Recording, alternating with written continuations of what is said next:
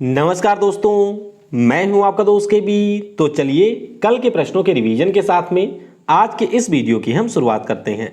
तो पहला प्रश्न था कि टोक्यो ओलंपिक 2020 में रवि कुमार दाहिया ने किस खेल के फाइनल में क्वालिफाई कर लिया है। तो इन्होंने क्वालिफाई किया था आपके रेसलिंग में। ऑप्शन हमारा सी होगा यहां पर करेक्ट।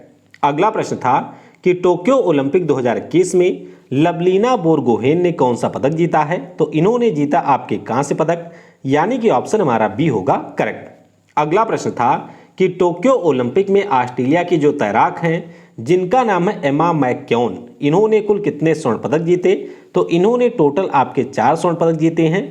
ऑप्शन हमारा ए होगा करेक्ट। अगला प्रश्न था कि अगस्त 2021 में किस देश में विश्व का जो सबसे बड़ा तारा नीलम समूह है इसकी खोज हुई है। तो इसकी खोज हुई है श्रीलंका में। ऑप्शन डी होगा यहां पर करेक्ट।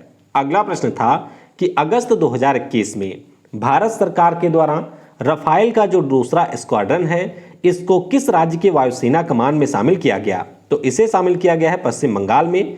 ऑप्शन सी होगा यहां पर करेक्ट। अगला प्रश्न था कि टोक्यो ओलंपिक 2021 के नीरज चोपड़ा ने किस खेल के फाइनल में प्रवेश किया। तो इन्होंने किया है जेवलिन थ्रो में, यानी कि ऑप्शन सी हो जाएगा करेक्ट। अगला प्रश्न था कि किस देश के शहरोज कासिफ K2 की चढ़ाई करने वाले सबसे कम उम्र के पर्वतारोही बने हैं। तो ये है पाकिस्तान के। ऑप्शन यहां पर डी होगा करेक्ट। अगला प्रश्न था कि भारतीय जीवन बीमा निगम के प्रबंध निदेशक के रूप में किसको नियुक्त किया गया। तो यहां पर नियुक्ति हुई है मिनी आईपे की। तो बी होगा यहां पर करेक्ट। अगला प्रश्न था कि 2021 के फॉर्च्यून 500 सूची में कौन सी कंपनी शीर्ष पर रही है। तो इस कंपनी का नाम है वॉलमार्ट, और हमारे यहाँ की जो रिलायंस है वो रही है दुनिया में 155वें स्थान पे। तो ऑप्शन आपका ए होगा करेक्ट। अगला प्रश्न था कि आरबीआई के द्वारा किस बैंक को एजेंसी बैंक के रूप में सूचीबद्ध किया गया। तो इस बैंक का नाम है इंडसइंड बैंक, यानी कि ऑप्शन डी होगा करेक्ट। अगला प्रश्न था कि किस बैंक ने सिम बाइंडिंग फीचर को लॉन्च किया है। तो इसे लॉन्च किया है स्टेट बैंक ऑफ इंडिया ने। ऑप्शन हमारा सी होगा यहां पर करेक्ट। आखिरी प्रश्न था कि अगस्त 2021 में प्रकाशित पुस्तक leopard diaries the rosette in India के लेखक कौन है। तो इस पुस्तक को लिखा है संजय गुब्बी साहब ने। ऑप्शन हमारा यहां पर ए हो जाएगा करेक्ट। वीडियो में हम लोग आगे बढ़ें उससे पहले मैं आपको एक बार फिर से बता दूं कि अगर आपको आने वाले समय में ग्रुप डी का एग्जाम देना है तो अनअकैडमी के ऊपर जो मेरी फ्री क्लासेज हैं उन्हें आप लोग एक्सेस कर सकते हैं। बस इसके लिए नीचे आपको मेरी प्रोफाइल का लिंक मिलेगा, उसके ऊपर क्लिक करके आप मुझे अनअकैडमी के ऊपर फॉलो कर सकते हैं। डेली 11:50 पर यहाँ पर जो आपके ग्रुप डी का एग्जाम हुआ था 2018 में उसके सारे प्रश्नों को हम लोग डिस्कस करते हैं। करंट अफेयर के जो उस समय के प्रश्न थे उसको हम लोग 2020 और 21 के प्रश्नों से रिप्लेस करके डिस्कस करते हैं। तो अगर आपको भी 45 जो जीके, साइंस और करंट अफेयर के प्रश्न होंगे उनमें लगभग 35 के आसपास स्कोर करना है तो आप इस क्लास को ज्वाइन कर सकते हैं। इसके अलावा आपको ध्यान रखना है कि अनअकैडमी के ऊपर जितने भी हमारे देश में एग्जाम होते हैं उन सभी के लिए प्लस कोर्सेज मिल जाएंगे।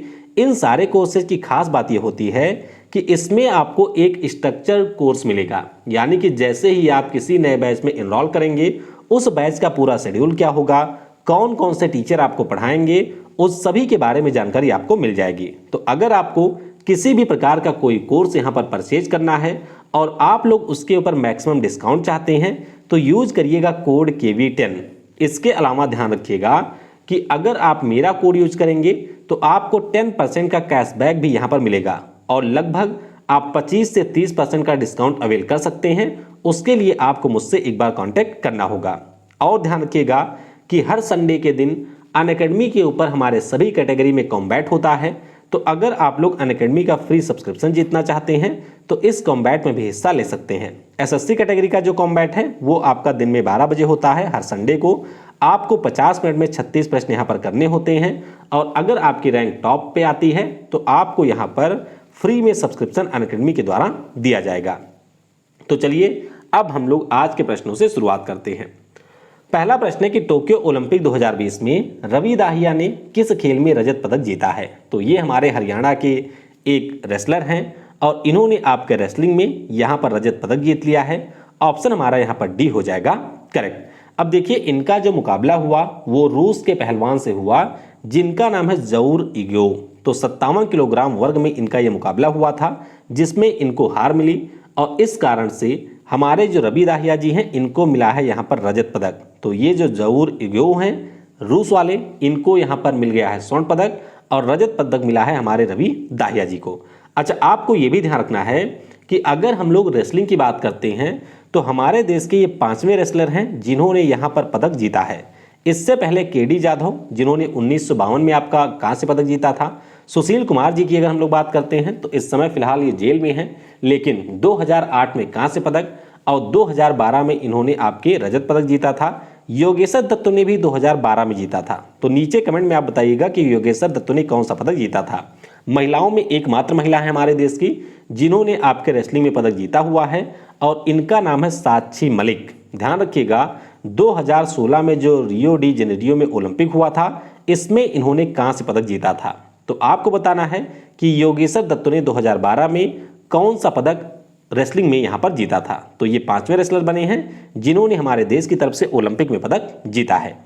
अगला प्रश्न है कि टोक्यो ओलंपिक 2020 में भारतीय पुरुष हॉकी टीम ने कौन सा पदक जीता है। तो जो हमारी हॉकी टीम है इसने यहाँ पर जीत लिया है आपकी कांस्य पदक। ऑप्शन हमारा यहाँ पर सी हो जाएगा करेक्ट। तो कांस्य पदक के लिए जो मुकाबला है वह हमारी हॉकी टीम और जर्मनी की टीम से खेला गया। तो काफ़ी कड़ा मुकाबला रहा और इस कड़े मुकाबले में हमारी टीम ने 5-4 से जर्मनी को यहाँ पर हरा दिया। तो इस प्रकार से 1980 के बाद में पहली बार हमने हॉकी में जाकर के कोई पदक जीता है। 1980 में जो आपके रूस के मॉस्को में ओलंपिक हुआ था उसमें हमारी टीम ने गोल्ड मेडल जीता था। तो टोटल 41 वर्षों के बाद में हमने यहाँ पर जाकर के हॉकी में कोई पदक जीता है। अच्छा, अब यहाँ से आपको ये भी ध्यान रखना है कि ओलंपिक खेलों में हमने जो सबसे ज़्यादा पदक जीता है वह आपके हॉकी में ही जीता है। हॉकी में अब टोटल पदक की संख्या हो गई है 12। तो 8 स्वर्ण पदक हमने जीते हुए हैं, 1 आपका कांस्य पदक है और 1 रजत है और 3 हमारा यहाँ पर है कांस्य। वैसे हॉकी के ऊपर एक सेपरेट वीडियो मैंने बना रखी है, ऊपर के आई बटन पर आपको लिंक मिलेगी, वहां से अगर आप चाहें तो उस वीडियो को देख सकते हैं। और ये हमारी टीम की पूरी जर्नी रही थी। ग्रुप स्टेज में हम लोग सेकंड स्थान पे थे, 5 में से 4 मैच हमने आसानी से जीत लिए थे। इसके अलावा क्वार्टर फाइनल में हमने हराया था ग्रेट ब्रिटेन को, सेमीफाइनल में हम बेल्जियम से हार गए थे और जर्मनी को ब्रॉन्ज मेडल वाले मैच में हमने हरा करके ब्रॉन्ज मेडल यहां पर जीता है। ध्यान रखिएगा पुरुष टीम के कप्तान है मनप्रीत सिंह और कोच इसके हैं ऑस्ट्रेलिया के पूर्व खिलाड़ी ग्राहम रीड। अगला प्रश्न है कि BRO यानी कि बॉर्डर रोड ऑर्गेनाइजेशन के द्वारा किस राज्य या यूटी में विश्व की सबसे ऊंची सड़क का निर्माण किया गया। तो ये जो सड़क है वो आपकी बनाई गई है कहां पर, लद्दाख में। तो ऑप्शन हमारा यहां पर बी हो जाएगा करेक्ट। अच्छा, एक पॉइंट आपको ध्यान रखना है कि हमारे यहाँ पर जो बॉर्डर रोड ऑर्गेनाइजेशन है इसका मुख्य रूप से काम ही यही होता है कि जो भी हमारे बॉर्डर से जुड़े हुए पर्वतीय क्षेत्र हैं वहाँ पर ये आपके टनल, ब्रिज और सड़कों का निर्माण करता है। तो लद्दाख का जो हमारा रीजन है उसके लिए 1985 में प्रोजेक्ट हिमांग की शुरुआत की गई थी BRO के द्वारा। तो इसी प्रोजेक्ट हिमांग के अंतर्गत इन्होंने जो पूर्वी लद्दाख है वहाँ पर उमलिंग ला के पास में, यानी कि उमलिंग नाम का जो दर्रा है उसके पास में एक 53 किलोमीटर लंबा रोड यहाँ पर बनाया है। तो ध्यान रखिएगा ये जो रोड होगा वह चुरमूर सेक्टर को लद्दाख के अन्य भागों से जोड़ेगा। BRO की बात करते हैं तो 7 मई 1960 को स्थापना हुई थी। मुख्यालय आपको मिलेगा नई दिल्ली में और इसके महानिदेशक हैं लेफ्टिनेंट जनरल राजीव चौधरी। अगला प्रश्न है कि अगस्त 2021 में टेलीकॉम कंपनी वोडाफोन आइडिया ने किसे अपना नया गैर कार्यकारी अध्यक्ष नियुक्त किया। तो अब इसके नए अध्यक्ष बन गए हैं, इनका नाम है हिमांशु कपानिया। ऑप्शन आपका यहाँ पर ए हो जाएगा करेक्ट। आप सभी को ये पता होगा कि वर्ष 2018 में 31 अगस्त के दिन वोडाफोन और आइडिया कंपनी आपस में मर्ज हो गई थी और इन्होंने बोडिया यानी कि वोडाफोन और आइडिया के नाम से एक नई कंपनी को यहाँ पर बनाया था और पिछले साल इन्होंने अपना नाम चेंज करके VI भी कर लिया था। तो ये भी आपको ध्यान रखना है। अभी तक जो इसके गैर कार्यकारी अध्यक्ष थे वो आदित्य बिरला समूह के थे कुमार मंगलम बिरला।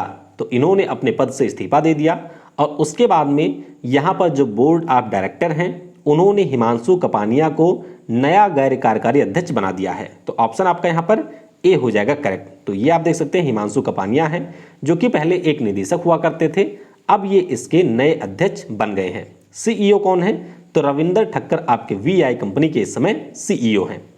अगला प्रश्न है कि अगस्त 2021 में किस राज्य के द्वारा भारत का जो पहला भूकंप मोबाइल ऐप है इसको यहां पर लॉन्च किया गया। तो इसे लॉन्च किया है आपकी उत्तराखंड की सरकार ने, यानी कि इस प्रश्न का ऑप्शन यहां पर सी हो जाएगा करेक्ट। तो आप सभी को पता होगा कि जो हमारा उत्तराखंड राज्य है वो लगभग हिमालय के निचले सिरे पर आपको देखने को मिलता है और इसीलिए भूकंप जैसी जो समस्या होती है वह यहाँ पर काफ़ी ज़्यादा देखने को मिलती है। तो इसीलिए उत्तराखंड का जो राज्य आपदा प्रबंधन है उसने IIT रुड़की की मदद ली और इसकी मदद से एक ऐप को डेवलप किया है जिसका नाम है उत्तराखंड भूकंप अलर्ट ऐप।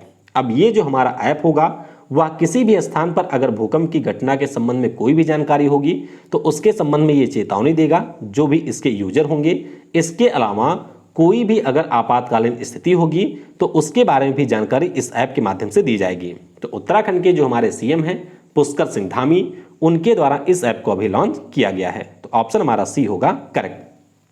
अगला प्रश्न है कि अगस्त 2021 में जूलॉजिकल सर्वे ऑफ इंडिया की पहली महिला निदेशक कौन बनी।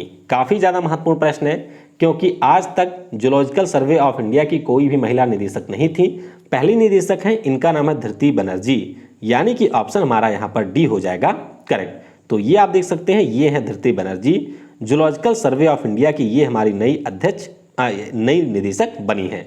जूलॉजिकल सर्वे ऑफ इंडिया की बात करते हैं तो 1 जुलाई 1916 को स्थापना हुई थी। हेडक्वार्टर इसका आपको मिल जाएगा कोलकाता में और इन्होंने डॉक्टर कैलाश चंद्र का यहाँ पर स्थान लिया है। तो इनके बारे में ध्यान रखेंगे, ऑप्शन हमारा डी हो जाएगा करेक्ट। अच्छा, पूनम गुप्ता की बात करते हैं तो जो हमारे यहाँ पर national council for applied economic research है यानी कि NACER है, उसकी ये अध्यक्ष बनी है इसी साल। और सोमा मंडल ये आपके steel authority of India limited की पहली महिला अध्यक्ष बनी है। तो इनके नाम भी आपको यहाँ पर ध्यान रखने हैं। अगला प्रश्न है कि किस राज्य की सरकार के द्वारा BM कनाडे को नया लोकायुक्त नियुक्त किया गया। तो BM कनाडे जो कि हमारे न्यायाधीश रह चुके हैं, इनको बनाया गया है महाराष्ट्र की सरकार के द्वारा, यानी कि यहाँ पर ऑप्शन हमारा ए हो जाएगा करेक्ट। तो ये आप देख सकते हैं, ये हमारे हैं BM कनाडे जो कि बॉम्बे हाई कोर्ट के पूर्व न्यायाधीश रहे थे और इन्हीं को अब महाराष्ट्र के जो राज्यपाल हैं भगत सिंह कोश्यारी, उन्होंने महाराष्ट्र का नया लोकायुक्त नियुक्त किया है। अच्छा, ध्यान रखिएगा कि जो आपके राज्यों के लोकायुक्त होते हैं उनकी नियुक्ति मुख्यमंत्री के द्वारा दिए गए आदेश के अनुसार ही होती है। काम इनका क्या होता है, तो इनका काम होता है कि जो भी हमारे राज्य के सरकारी कर्मचारी हैं या फिर आपके कोई भी निर्वाचित प्रतिनिधि हैं, चाहे वह मंत्री हों, विधायक हों, उन सभी के खिलाफ अगर कोई भ्रष्टाचार की शिकायत आती है तो उसकी जांच आपके लोकायुक्त के द्वारा ही की जाती है। तो महाराष्ट्र हमारे देश का पहला राज्य भी है जिसने 1960 के दशक में सबसे पहली बार इसकी शुरुआत की थी। तो याद रखेंगे BM कनाडे ये हमारे ML तहली यानी के स्थान पर नए लोकायुक्त बन गए हैं आपके महाराष्ट्र के। तो ए होगा यहां पर करेक्ट। अगला प्रश्न है कि हाल ही में केंद्रीय औद्योगिक सुरक्षा बल के नए महानिदेशक कौन बने। आप सभी को पता होगा कि इसके जो हमारे पहले महानिदेशक थे उनका नाम था सुबोध जायसवाल जो कि हमारे CBI के महानिदेशक बन गए थे।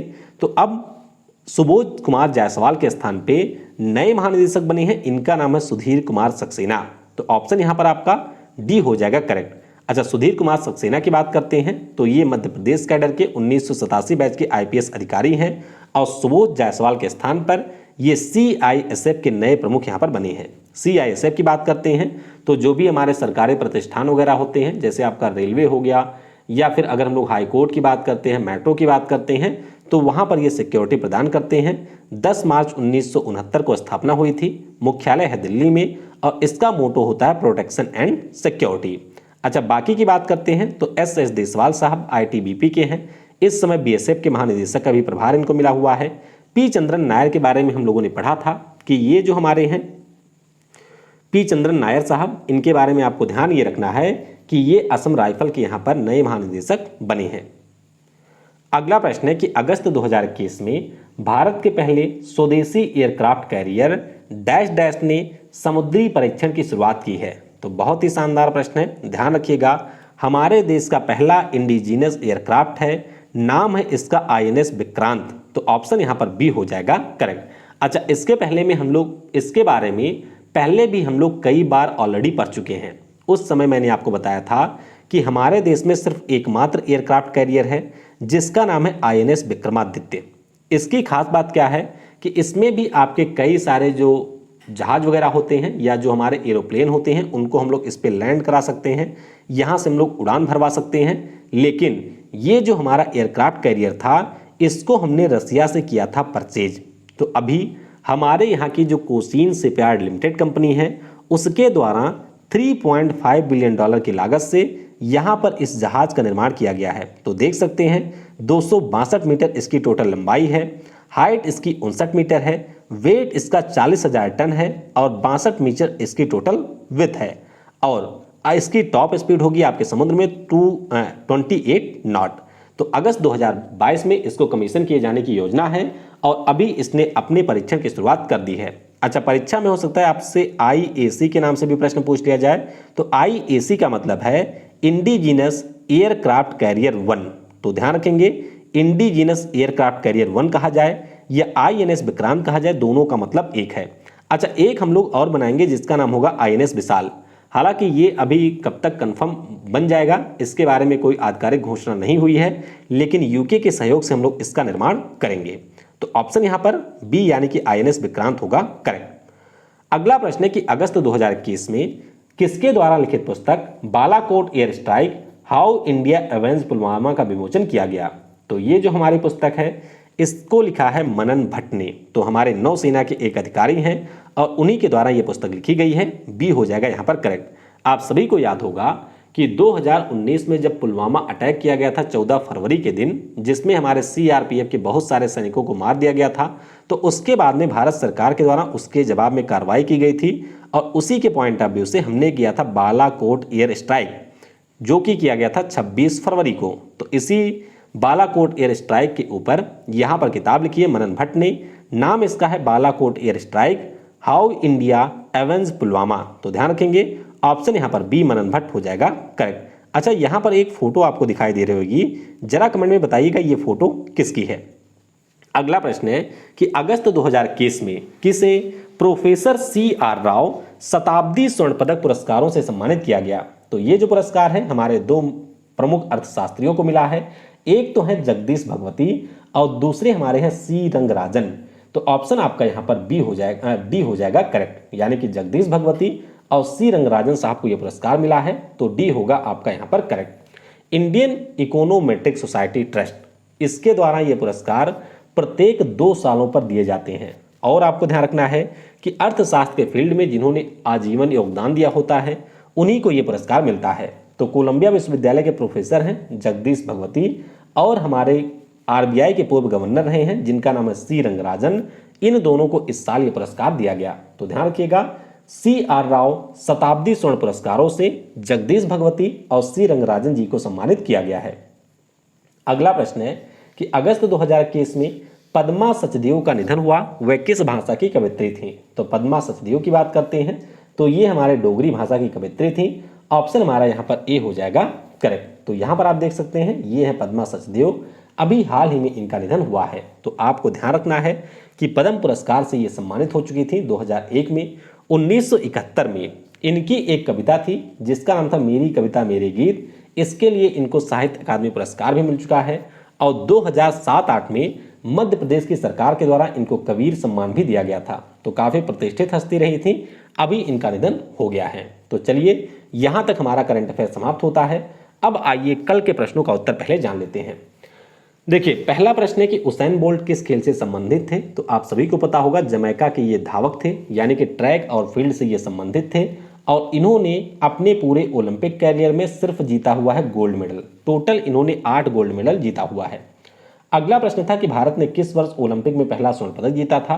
तो ये हमने जीता था 1928 में हॉकी में, जो कि हमारा एम्स्टर्डम में ओलंपिक आयोजित हुआ था। आखिरी प्रश्न था कि भारत ने किस वर्ष हॉकी विश्व कप जीता था। तो ये हमने जीता था 1975 में, पाकिस्तान को 2-1 से हराया था हमने और इस विश्व कप का आयोजन मलेशिया में आपके किया गया था। आज के वीडियो से आपके लिए प्रश्न है कि भारत की जो पहली मिसाइल है उसका नाम क्या है। दूसरा प्रश्न है कि नाग हमारे किस प्रकार की मिसाइल है और तीसरा प्रश्न है कि अस्त्र हमारी किस प्रकार की मिसाइल है। तो तो इन प्रश्नों के उत्तर आपको नीचे कमेंट सेक्शन में देने हैं। बाकी आपको वीडियो कैसा लगा ये भी आप बता सकते हैं। और आप लोग वीडियो देखने के बाद में शेयर थोड़ा कम करते हैं, तो कोशिश करिए कि वीडियो को देखने के बाद में अपने दोस्तों के साथ में भी शेयर जरूर किया कीजिए। Thanks for watching. जय हिंद, जय भारत, और सबसे जरूरी, पढ़ेगा भारत तो बढ़ेगा भारत।